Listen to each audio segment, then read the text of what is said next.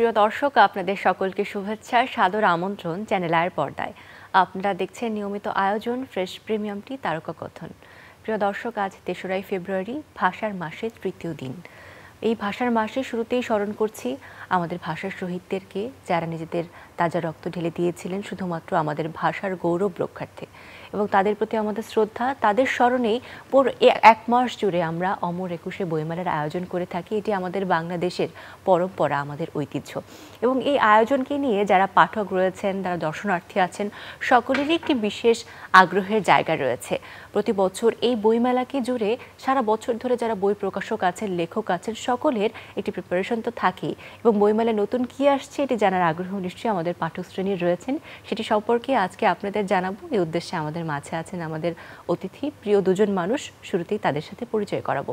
সাথে আছেন Sanari Devi Shanu, Lux channel I superstar এবং একজন লেখক। সাথে আছেন জয় শাহরিয়ার, সঙ্গীত শিল্পী এবং লেখক। দুজনকে অনেক অনেক শুভেচ্ছা।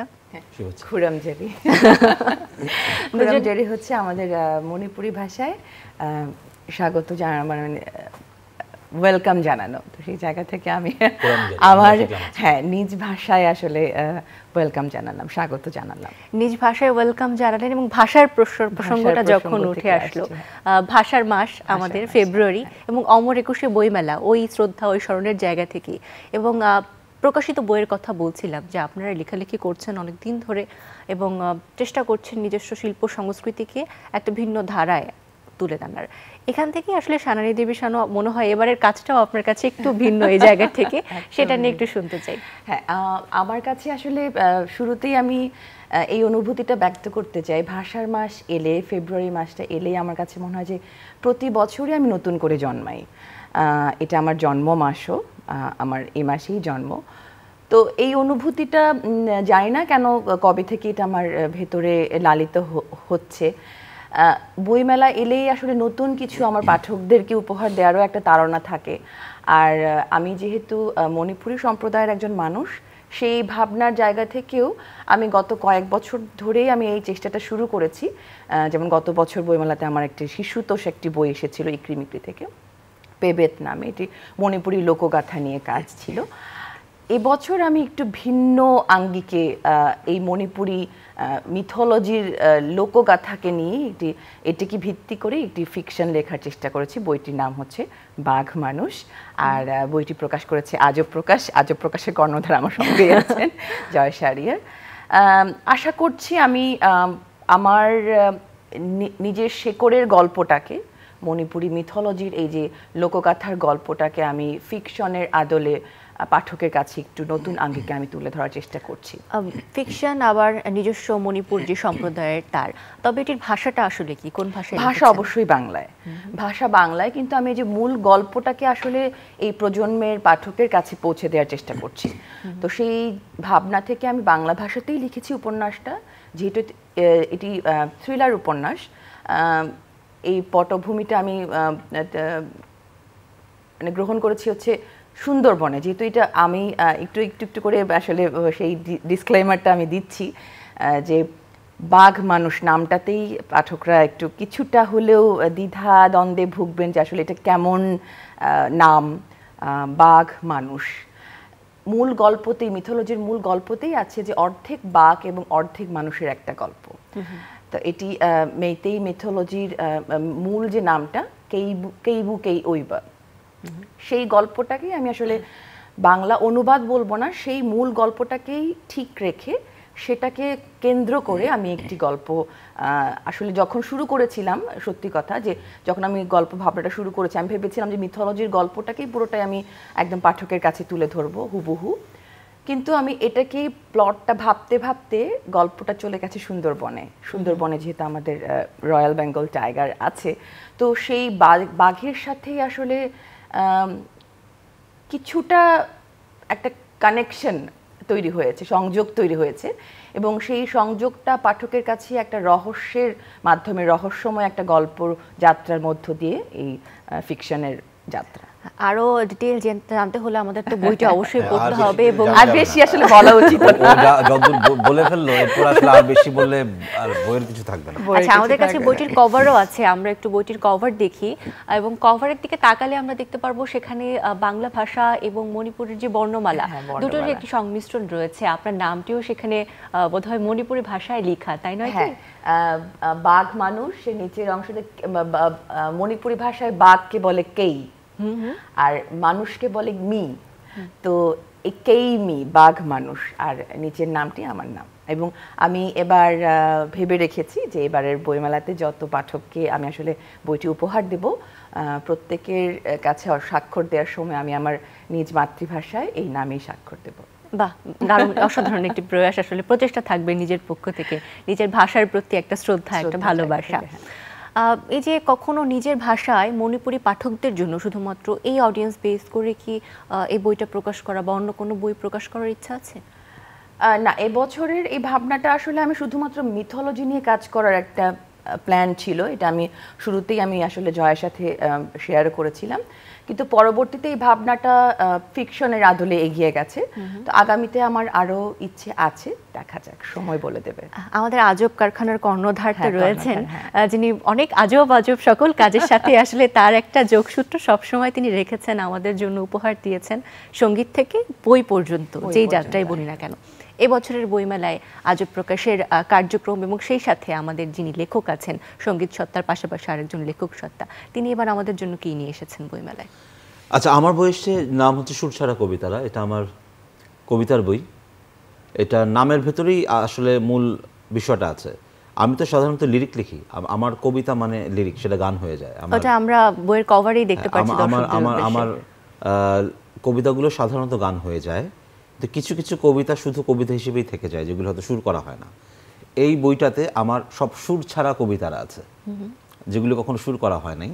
এবং এখানে আমার মানে বিং অ্যান আর্টিস্ট যে গড়ে ওঠা, সেটার একটা কি বলবো, এই ক্রমবর্ধমান যেই সময় আর কি বিবর্তনটা পাওয়া যাবে। এখানে 2002 থেকে শুরু করে 2024 পর্যন্ত আমার লেখা সব সুর ছাড়া কবিতারা আছে। সংখ্যা খুব কম, 53টা কবিতা আছে। 22 বছরে যদি ধরি, 3টা করেও না। তো সেগুলো একসাথে কম্পাইল করা, কারণ আমি শুধু কবিতা আমার সাধারণত লেখা হয় না। আমি যেটা করি, আমি যখন গান বাঁধি, আমি সাধারণত একসাথে গান বানাই, মানে লেখার সুরটা একসাথে করি। তাই আমার বেশিরভাগ কবিতাই শুরু হয়ে যায়। তো এটা একটু স্পেশালের জন্য আমার কাছে, যে আমার একটা গান কবিতার বই আছে সত্যি বলছি নামে, সেখানে আমার সব লিরিকগুলো আছে, গান কবিতা আছে। তো সুর ছাড়া কবিতারও একটা বইয়ে থাকলো। তো দুটো বইয়ে আমার সব কবিতা একসাথে, পাঠকরা হোক যারা পছন্দ করেন তারা তো পাবেনই, আমার নিজের কাছেও এটা খুব কাছের একটা বিষয়। আর যেটা হয়, গত কবছর ধরেই ওরা তো কবিতা লিখে যাচ্ছে, ওদের কবিতার বই বেরোচ্ছে। তো একটা সময় মনে হলো আমার কবিতার বইটা নয় কেন। এবং এটা এক্ষেত্রে আমার কাছের যারা বন্ধু, যারা আমার অ্যাকুয়েন্টেন্স, আমরা যারা একসাথে কাজ করছি, তো ওরা বলছিল তোমার কবিতার বইটা আবার করে ফেলো, যেগুলো সুর করা নাই। সেই ভাবনা থেকে এবার এটা করা। আচ্ছা, নিজের এই যে কবিতার বইয়ের সুর দেননি, তবে কোনো পাঠক যদি নিজের থেকে সেই কবিতাগুলো নিয়ে সুর বেঁধে ফেলেন, সেটা দেখলে কেমন লাগবে? আমি কেস করতে পারি, অনুমতি ছাড়া যদি কি এই কাজটা করেন, উনি সরাসরি উকিল নোটিশ পাবেন। আচ্ছা, অনুমতিটা আপনার কাছ থেকে কিভাবে নেবে? সরাসরি আপনার কাছে কোনো অ্যাপ্লিকেশন করতে হবে? আমার সাথে যোগাযোগ করতে হবে, ফর্মালি করতে হবে। সাধারণত আমি শুধু লিরিক লিখি না, আমি শুধু লিরিক রাইটার হিসেবে কখনোই কাজ করি একদম খুব হাতে গোনা। আমি মনে হয় আমার জীবনে গত 20 বছরের অ্যারাউন্ড তো হবে ক্যারিয়ার। 2006 যদি আমার প্রথম অ্যালবামটাকেও ধরি, সেক্ষেত্রেও তো 18-19 বছর হয়ে গেছে। আমি শুধু লিরিক লিখেছি একদম হাতে গোনা খুব কাছের কিছু মানুষের জন্য, সেটা ভালোবাসার জায়গা থেকে। আমি বাপ্পার জন্য 2টো লিরিক লিখেছি, আমি সাইফের জন্য লিখেছি, পলাশের, মানে একদম আমার বন্ধুদের জন্য 6 থেকে 7টা লিরিক হবে। এত সিলেক্টিভ হওয়ার কারণ কি? আমি লিরিকটা আমার মনে হয় খুব বেশি লিখতে গেলে আমি আমার মতন লিখতে পারবো না। আমি চাইলে এখন বসলেও লিরিক লিখতে পারবো, কিন্তু এভাবে আমি লিরিকটা লিখতে চাই না। কারণ লিরিকটা যদি ভেতর থেকে আসে তাহলে ভালো। আর ওই যে হইতে পারে এটা আমার হয়তো এটা একদিক দিয়ে সীমাবদ্ধতা, আমি অনেক লিখতে পারি না, সেই জন্য লেখার চেষ্টা, মানে শুধু এটাকে প্রেস করি না। আমার মনে হয় যেটা আছে এটা ঠিকঠাক মতো ওর মতন করে আসুক।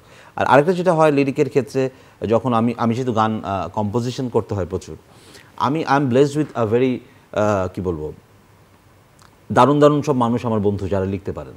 তো সেক্ষেত্রে একটা সময় পর আমি একটা সময় পর্যন্ত শুধু নিজের লেখায় নিজে শুরু করতাম, খুবই আত্মকেন্দ্রিক এবং খুবই কি বলবো এক ধরনের স্বেচ্ছাচারী আর্টিস্ট ছিলাম। আমি শুধু নিজের জন্য গান বানাতাম, নিজে লিখতাম, নিজে সুর করতাম। একটা সময়ের পর এসে আমি অন্যের জন্য গান বানানো শুরু করি। সেটা প্রথমত জীবিকার তাগিদে, পরে সেটা আমি অসম্ভব আনন্দ পেয়ে যাই। মানে অনেকের সাথে কাজ করার যে আনন্দ, শেখার ব্যাপার আছে, জানার ব্যাপার আছে, তো সেটাকে আমি খুব উপভোগ করা শুরু করি। এবং তখন গিয়ে আমার মনে হয় অনেক লিরিক আমার পক্ষে লেখা সম্ভব না। আমার এমনও বছর গেছে, যে বছর আমি সবচেয়ে বেশি গান করেছি আমার মনে আছে 2016-তে আমি 50টা গান বানিয়েছিলাম, অ্যারাউন্ড 50+। এক বছরে তো 50টা লিরিক আমার পক্ষে এক বছরে লেখা সম্ভব না। আমার পক্ষে আসলে 10-12টার বেশি লিরিক সাধারণত আমার এক বছরে হয় না। তো তাহলে বাকি 40টা লিরিক কোত্থেকে আসবে? ওই যে বললাম, আমার অসম্ভব প্রতিভাবান সব বন্ধু বান্ধব আছে, তো তাদের কাছ থেকে লিরিক নেওয়া এবং তাদের সাথে কাজ করার একটা এক্সপিরিয়েন্স হওয়া। তো সেই জন্য আসলে আমাকে খুব বেশি লিরিক লেখার জন্য আমাকে কখনোই ওই চাপটা থাকে না। আমার যদি মনে হয় আমার লিরিক আসছে না, আমি খুব সিম্পলি হয়তো ফোন দিলাম, অলিকে বললাম, জীবনকে বললাম, মাজুভাকে বললাম, যেমন এরকম অনেকেই আছে যারা আশপাশে আছেন। তো আমি ভালো লিরিক পেতে আমার কষ্ট নেই। এবং আমার যেটা হয়, আমার ওই ভাগ্যটাও আছে। আমি শহীদ মাহমুদ জঙ্গির কথায় কাজ করছি বেশ কিছু, আমার সিনিয়র যারা কবির বকুল ভাইয়ের লিরিকে কাজ করলাম। সো আমার ওই অ্যাক্সেসটাও আছে, সবাই আমাকে খুব আদর করেন। বাংলাদেশে মোটামুটি এমন কোনো লিরিসিস্ট নাই যার কাছে আমরা লিরিক চাইলে পাবো না। তো সেই ক্ষেত্রে তো আসলে আমি খুবই ভাগ্যবান। যারা লিরিক্স লিখছেন তারা তো আপনার ভীষণ কাছাকাছি। এমনিতেও সর্বোপরি যারা লেখালেখি করছেন তাদের সাথেও বোধহয় আপনার সখ্যতার জায়গাটা ওইরকম ছিল বলে আজব প্রকাশের মতো একটা পরিকল্পনা নিয়ে আসলে আপনার এগোনো। আজব প্রকাশ থেকে এবার 30টা বই আসছে, সেটা বলি। ওর উপন্যাস আসছে, আমার কবিতা আসছে, এর বাইরেও বেশ কিছু কাজ আসবে। জুবায়েদ হাসানের 2টো উপন্যাস আসছে, অকাল্পনিক এবং মোটিভেশনাল স্পিকারের হইল মরিবার স্বাদ। মাহবুব জামিল পুলকের কবিতার বই আসবে, বহিমিয়ান অন্ধকার। উপন্যাস আসবে আতশে কুয়াশার ছাপ। ইথার আখতারুজ্জামানের কবিতার বই আসছে, অদেখা অতীত। এর বাইরে একটা খুব ভালো কাজ হয়েছে আজব থেকে, আমি খুবই এই কাজটা নিয়ে খুবই আনন্দিত। আমাদের সবার অসম্ভব শ্রদ্ধেয়, আমার ব্যক্তিগতভাবে ডাক্তার জাফরুল্লাহ চৌধুরীর জীবনী প্রকাশ করছি আমরা। সেটা লিখেছে নেসার আমিন, ও আমার ডিপার্টমেন্টেরই ছোট ভাই। জনস্বাস্থ্য, বাংলাদেশে জনস্বাস্থ্য আন্দোলনের উপকার ও সমাজ বিপ্লবী ডাক্তার জাফরুল্লাহ চৌধুরী, এই বইটা এসছে। এর বাইরে তাবসুম নাজুর উপন্যাস আসছে, অলকানন্দা ব্যাটল শপ, বাউল সাজুর উপন্যাস আসছে, আবছায়া। একটা থ্রিলার আসবে আশা করছি 2-3 দিন পরে, এশরা লতিফের মধ্যরাতের পরে। মিলু আমানের নতুন উপন্যাস আসবে, রকযাত্রা ক্রমশ। আলটিমেট 30টার মতো বই আসবে। আমি চিন্তা করে বলতে থাকলে সবগুলো বলতে পারবো। অনাদি শূন্যত আসবে তানভীর সাজিবের। এই তো এটা দর্শকের ইচ্ছে পূরণ এসছে মেহরুনার মেঘলার গল্পের বই। কর্পোরেট কৃতদাস একটা গল্প, এটা কর্পোরেট লাইফের কালচার নিয়ে এসছে সামিউল মাসুক অ্যান্টনির। এগুলো অলরেডি চলে এসছে, অলরেডি প্রায় 16টা বই চলে এসছে, আরও 14টা বই আসবে। গান গল্প নামে একটা বই আসবে, নিশীথ সূর্যর লেখা। এখানে 10 জন সঙ্গীতশিল্পী, সুরকার এবং গীতিকারের কথনে তাদের কালজয়ী গানের গল্পগুলি আছে। এখানে আলাউদ্দিন আলী, শেখ সাদি খান, শহীদ মাহমুদ জঙ্গি, কেজি মোস্তফা, কুমার বিশ্বজিৎ, এন্ড্রু কিশোর, সামিনা চৌধুরী, কনক চাপা, বাপ্পা মজুমদার, আশকুজ্জামান টুলু।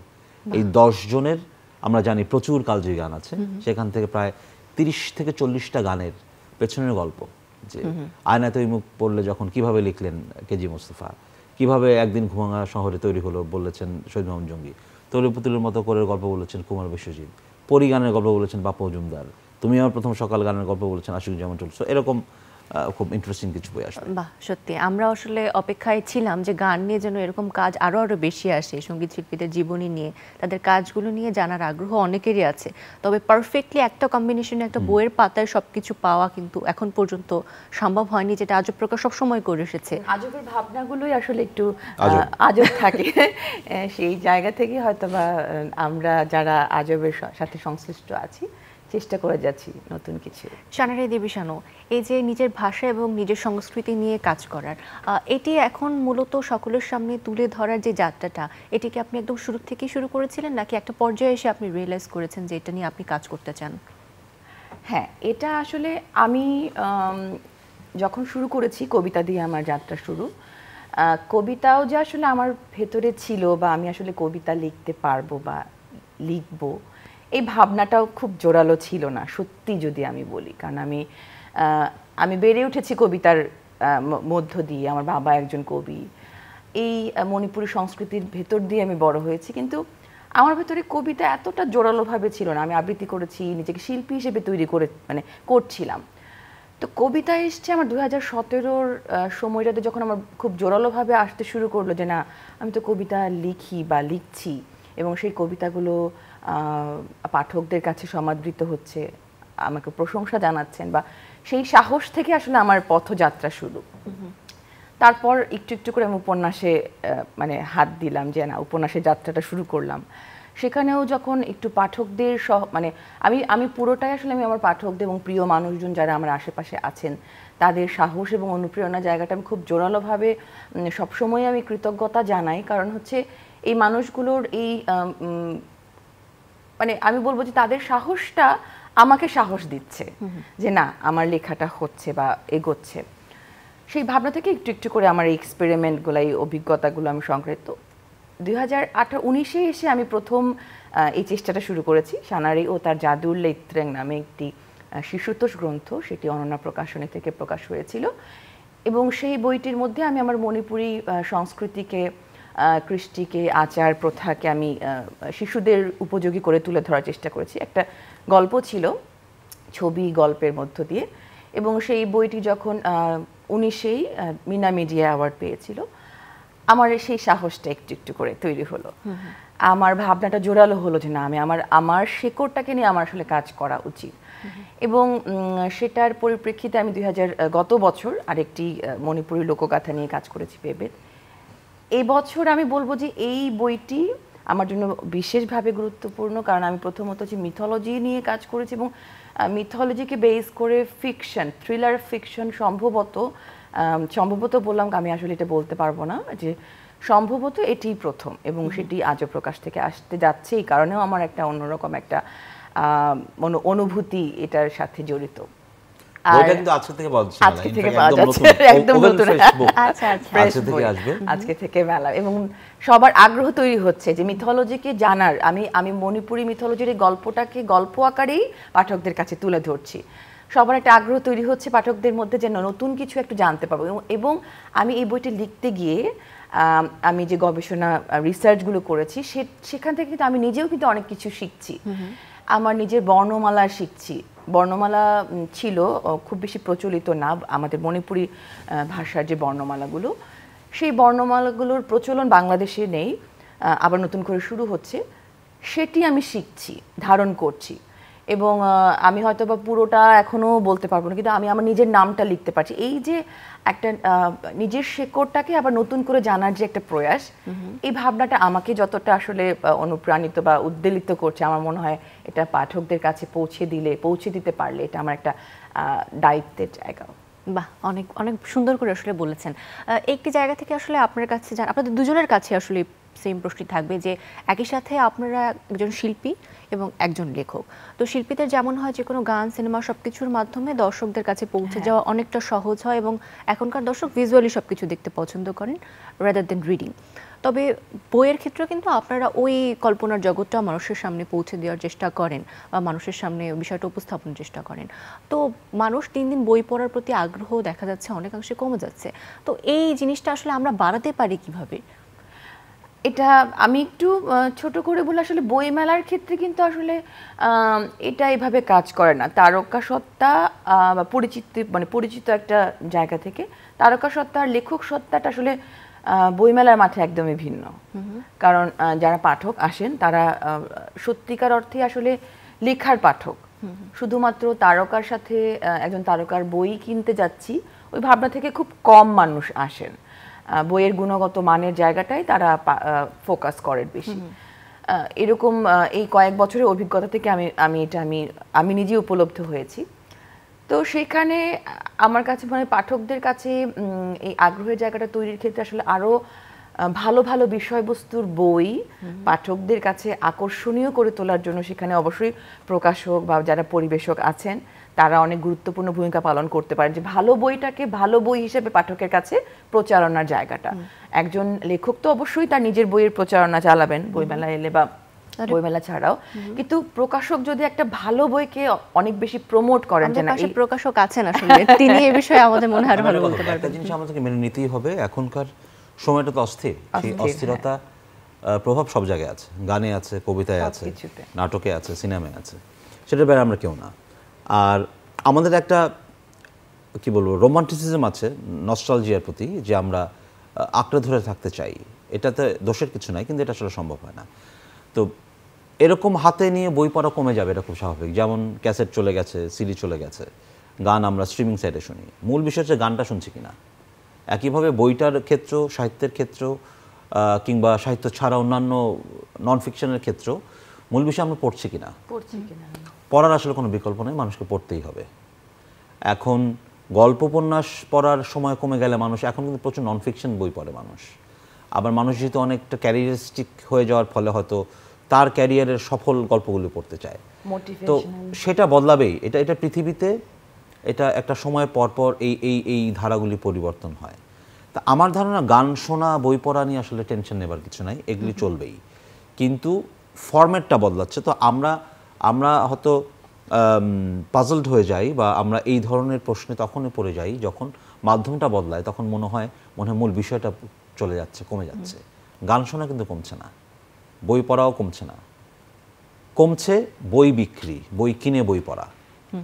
হ্যাঁ, তো সেই জায়গাগুলি অ্যাপে বই পড়ছে এখন আস্তে আস্তে সেটা হচ্ছে। আমাদের দেশেও ইবুক হচ্ছে, আমাদের দেশেও এখন নানান ডিজিটাল প্ল্যাটফর্মে বই বা সাহিত্য যে কোনো কিছু পাওয়া যাচ্ছে, সেটার সাথে কোপ আপ করতে হবে। আর এটা কি পজিটিভ মনে হয়? এটা অবভিয়াসলি পজিটিভ, আপনাকে তো পড়তে দিতে হবে। যেমন আজবের বইয়ের সাইজটা দেখলে আপনি বুঝবেন, সময়ের সাথে তাল মেলানোর জন্য আমি এই সাইজের বইটা করি, একটু ছোট, হ্যান্ডি, ক্যারি করতে ইজি। আপনি গাড়িতে উঠে যাবেন, বাসে উঠে যাবেন, আপনি হয়তো জাস্ট বোর্ডিং পাস আর বইটা নিয়ে প্লেনে উঠে যাবেন। সো এই জিনিসগুলো আপনাকে, এই যে প্রকাশকের কাজ, এটা আমি চাইলে ওটা ধরে রাখতে পারতাম না। ছোট বইকে বই মনে হয় না, অনেকের আছে মানসিকতা একটু এরকম 8.5 5.5 হতে হবে। তা আমার বইটা 7.25 আমার এটা হ্যান্ডি মনে হয়, আমার কাছে এটা ভালো লাগে। এটা মানুষকে এই যে তখন হয়তো তার মনে হবে ঠিক আছে আমার মোবাইলটাই তো প্রায় 5 ইঞ্চি, বা এখন 6 ইঞ্চি মোবাইল হয়, তো এটা 7.25 ইঞ্চি বই, সো প্রায় কাছাকাছি। সো মানে আ person can carry a book and a mobile in a hand. So এই বিষয়গুলো হচ্ছে আমার কাজ। আর বইয়ের প্রচারের ক্ষেত্রে যেটা হয় কি, এটা আসলে এটার আমার মনে হয় ভালো জিনিস মানুষের কাছে পৌঁছে যায়, সময় লাগে হয়তো। আর কিছু কিছু ক্ষেত্রে এখন তো হচ্ছে, এখন প্রচুর কন্টেন্ট তৈরি হচ্ছে বইকে ঘিরেই। এক্ষেত্রে আমি গানের মতোই বইয়ের ক্ষেত্রেও বলবো, আমরা যাতে মূল ব্যাপার থেকে মানে এটার কমপ্লিমেন্টারি বিষয়ে ফোকাস বেশি না হয়ে যায়। বইয়ের ক্ষেত্রে হওয়ার সম্ভাবনা আছে। দেখা গেল যে বই লেখার চাইতে বইয়ের ওই প্রোমো বানানোতে বেশি উৎসাহ, যেমন মিউজিক ভিডিও বানাতে অনেক বেশি উৎসাহ আমরা একটা সময় দেখেছি, এখন ওটা আস্তে আস্তে কমে এসেছে, বুঝতে পারি এখন লিরিক ভিডিও তো হয়। তো এই ব্যাপারটা আসলে সময়ের সাথে সাথে পরিবর্তিত। আর নতুন একটা জিনিস যখন আসে তখন যেটা হয়, ওটা কোপ আপ করে, ওটার সাথে পুরো বিষয়টা, একটা পুরো ইন্ডাস্ট্রি জড়িত, তো এই বিষয়টা একটা জায়গায় থিত হতে সময় লাগে। আমরা হয়তো সেই সময়টার ভেতর দিয়ে যাচ্ছি। আমি সবসময় বলি আমি খুবই ওভাবে দেখলে আনলাকি একটা জেনারেশনের আর্টিস্ট। আমার সব কাজের ক্ষেত্রে আমি হচ্ছে যে থাকে না, বিয়ের টেবিলে দুটো টেবিলের মাঝখানে যেখানে উঁচু নিচু থাকে, প্লেট পড়ে যায়, তারপরে যে গ্লাস রাখলে বোরহানি পড়ে যায়। তা আমি হচ্ছে ওই ট্রানজিশন পিরিয়ডের আর্টিস্ট। আমি ক্যাসেট শুনে গান গাইতে এসেছি, আমি যখন এসেছি তখন সিডি আসলো, আমি থাকতে থাকতে সিডি চলে গেল, স্ট্রিমিং এসে গেল। মানে আমি কিন্তু মানে 3টে ট্রানজিশন দেখলাম। বইয়ের ক্ষেত্রে তাই, বইমেলা, আমি বই মেলা একটা অন্যরকম বইমেলা দেখে বড় হয়ে লিখতে চাই, বই প্রকাশ করতে চাই, স্বপ্ন নিয়ে বড় হয়েছি। তা আমি লিখে বই প্রকাশ করে প্রকাশক হতে হতে ওই বই পড়ার কালচারটা বদলে গেল। এখন আর ওভাবে বই পড়ার সময় মানুষের নাই। আমি নিজে যত বই পড়তাম, নিশ্চয়ই বাবার সাথেও বইমেলায় যাওয়ার স্মৃতিগুলো আপনার মনে আছে? আমার যেটা ছিল, আমার সেটাই আমি বাবা এবং মায়ের সাথে আমার মনে আছে, আমি একদম ছোটবেলা থেকেই কখনো এমন নয় যে মাত্র একবার গিয়েছি বইমেলায়, প্রতি সপ্তাহে যেতাম, না হলে অ্যাটলিস্ট মাসে 2-4 বার যেতাম। কারণ সব বই একবারে আসতো না। হয়তো প্রথম সপ্তাহে বাবা নিয়ে গেল, বাবা বাজেট দিল, তোমার বাজেট 200 টাকা, 200 টাকার মধ্যে 4টা বা 5টা বই তখন কেনা যেত। 5-15 বই 50 টাকা দাম থাকো, বইমেলায় 40 টাকা দাম হতো, 20% কমিশন ছিল তখন।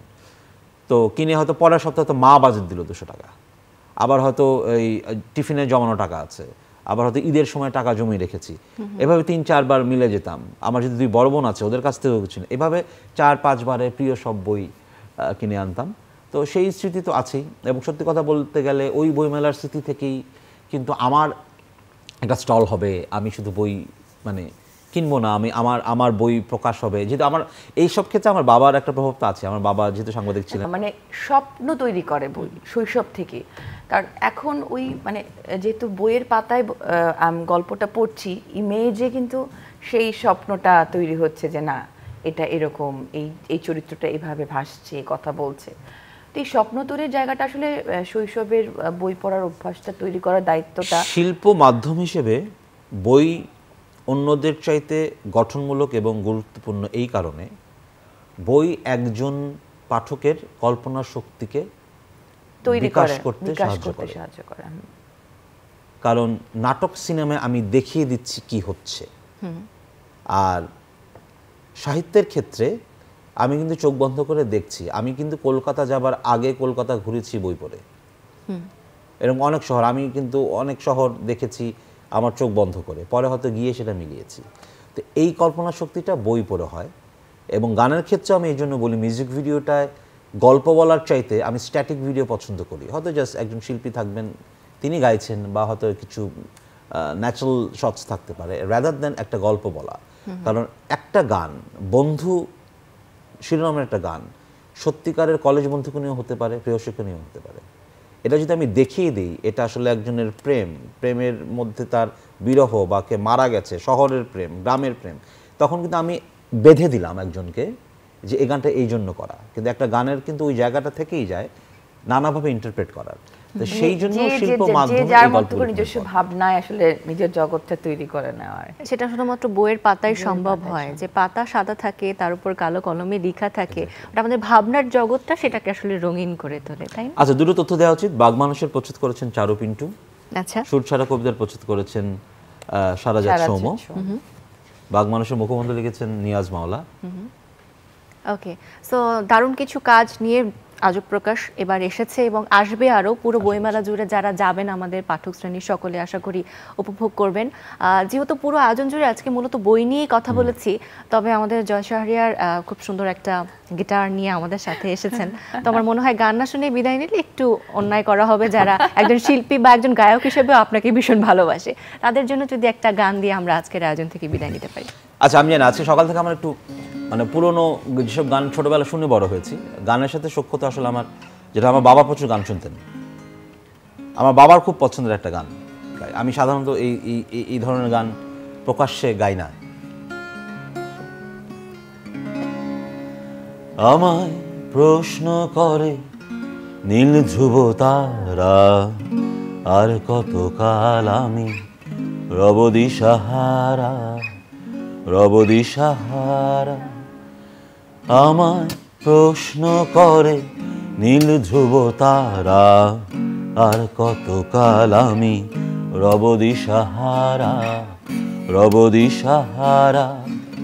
জবাব কিছুই তা দিতে পারি নাই, শুধু পথ খুঁজে কেটে গেল এ জীবন সারা, এ জীবন সারা। আমায় প্রশ্ন করে নীল ধ্রুব তারা, আর কতকাল আমি রব দিশাহারা, রব দিশাহারা।